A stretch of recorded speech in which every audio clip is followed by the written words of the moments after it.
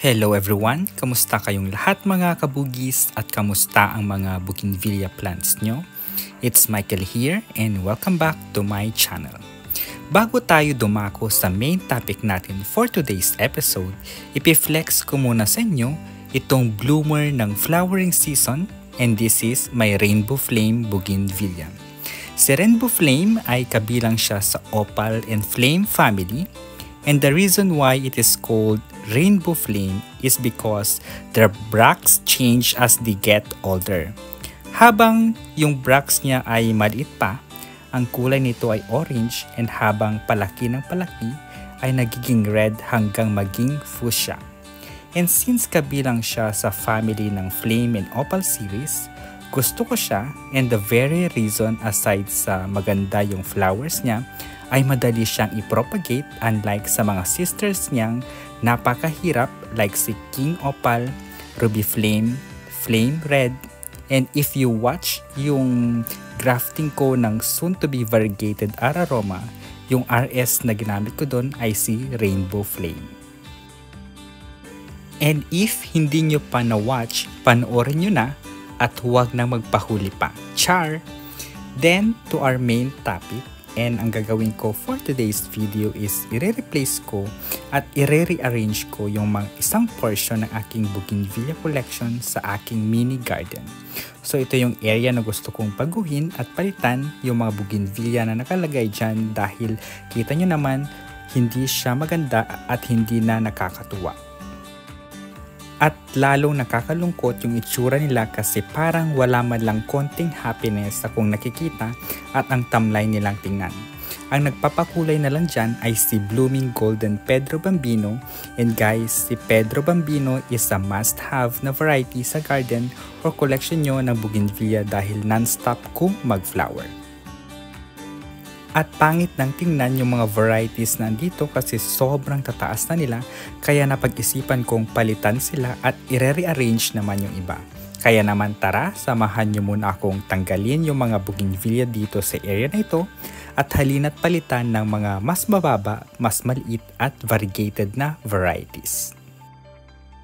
Yes po, papalitan ko ito ng area na ito ng variegated leaves na varieties just like yung isang portion ng aking bougainvillea na puro variegateds ang nandun. And na-feature ko na din yon sa Bougainvillea Garden Tour ko last March, and nabanggit ko doon the reason why I chose na variegated yung area na yon dahil kahit na hindi blooming season ay mas sigla pa rin yung garden. Dahil sa mga dahon na magaganda na white and green, kahit na off-season masaya pa rin sa garden. Yun ang goal is dahon pa lang is ulam na, charot. This area kasi is a mix of green leaf and variegated leaves na varieties. At para maging proportionate yung itsura nila, gawin na lang natin na variegated section ito. And yung mga green leaves na varieties na nandito ay sina Choco Brown, Roma, and others. And hindi ko na matandaan yung ibang varieties na nandyan. Tinanggal ko na din si Rayfish or Yellow Mashuri kahit pa variegated yung dahon niya dahil sobrang haba na niya and need na niyang ilipat sa mas mababang pwesto.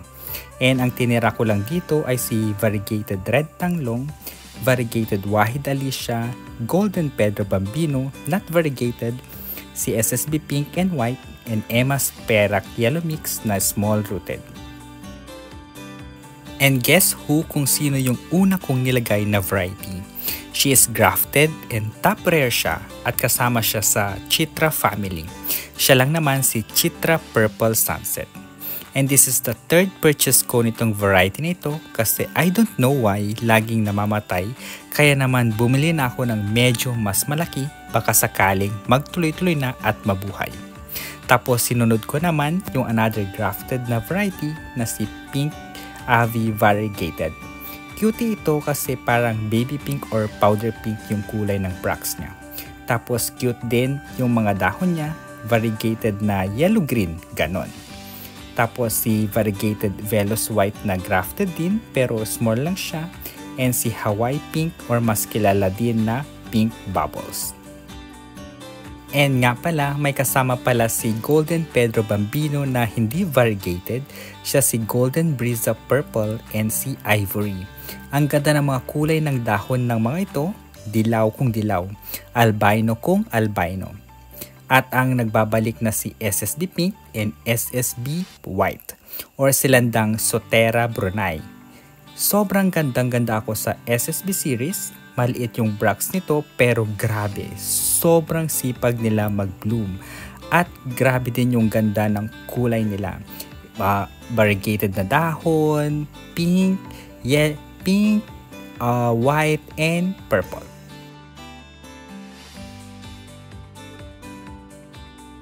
At bago tayo magpatuloy and while pinapakita ko sa inyo yung mga variegated leaves na bougainvillea varieties ko and baka sakaling napadpad ka sa channel ko, and if you're happen to be new to my channel at hindi pa nakaka-subscribe, paki-click na ang subscribe button para maging updated ka sa latest at sa susunod na videos ko gaya ngayon about bougainvillea variegated varieties.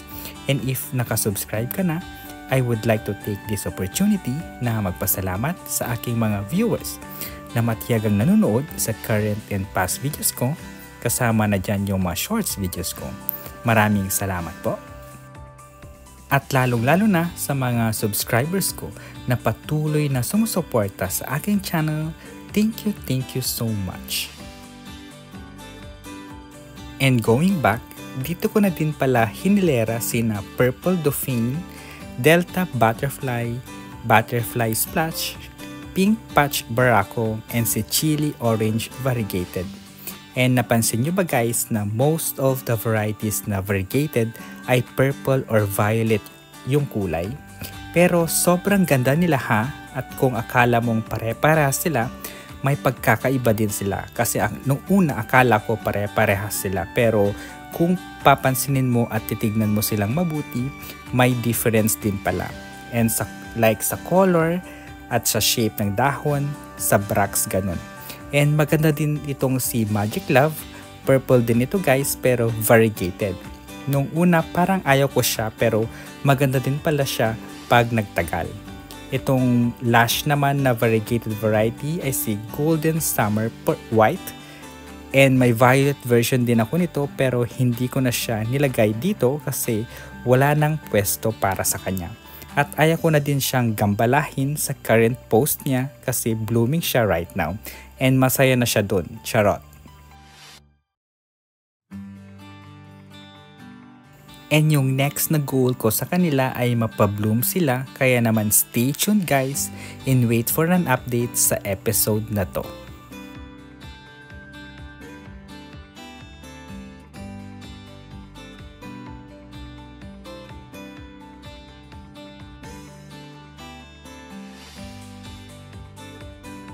So ayun lang guys for today's video.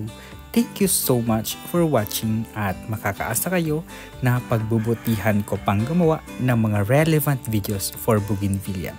Kaya naman don't forget to subscribe, stay safe and healthy, and we'll see you in my next videos. Bye-bye!